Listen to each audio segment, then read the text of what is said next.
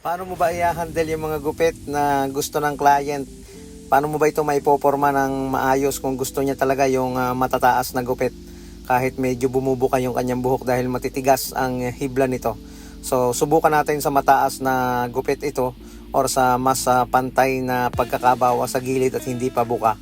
So gawin natin ito sa gusto niyang gupit at gawin natin mas maganda or mas maayos.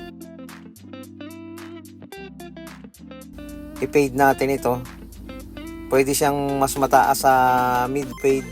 Kaya pwede natin i-consider siya na high fade kapag napataas yung pagkaka-transition nito or yung pagkaka-blend nito.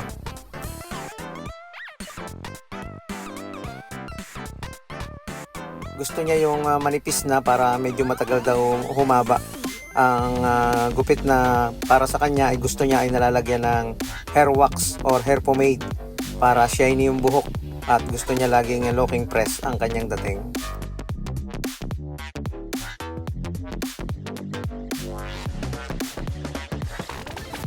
Next natin, zero open, zero half. Sa unti-unting pagbura, magdedepende yan kung paano ka hahagot or bibitaw ng clipper sa pagbabataas nito. Siyempre dapat konting C-motion, pakabig ng konti yung dulo kapag humahagod tayo ng ating ginagamit na kahit anong clipper yan. Pwede. Basta maganda yung pagkakasa ng talim at maayos itong gamitin at hindi mapurol.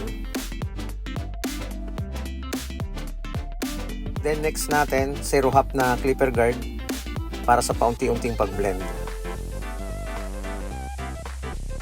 Zero half or zero close para mabura na yung pinakang lines niya. Ang kanyang buhok ay malalaki ang hibla at tumatayo yung gilid. At yung kanyang anit naman may mga konting lubak lalo na dito sa may parting likod. Kaya medyo mahirap gawing mataas yung ganitong klase ng gupit. Pero sa kagustuhan ng ating client, sundin natin siya at gawin natin yung best natin para sa makayanan natin na gusto niyang gupit.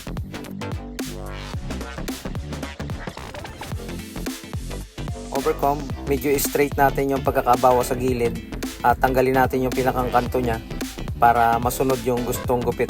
And then bawasan natin ang haba ng buhok niya sa ibabaw at maiporma niya ng maayos kapag nilagyan niya ng hair wax.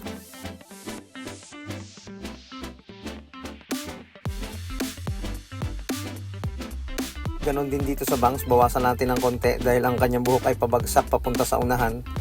And then ahitan natin ang parting noo. Linisin natin ito at lagyan natin ng hair pomade or hair wax na whitlock para magandang tingnan. Ayun.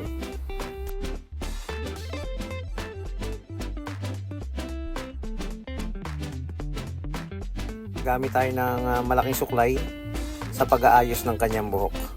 Ang importante palagi dapat ay customer satisfy at nagustuhan niya yung gupit na ginawa natin para sa kanya. Maraming salamat mga kabarberos.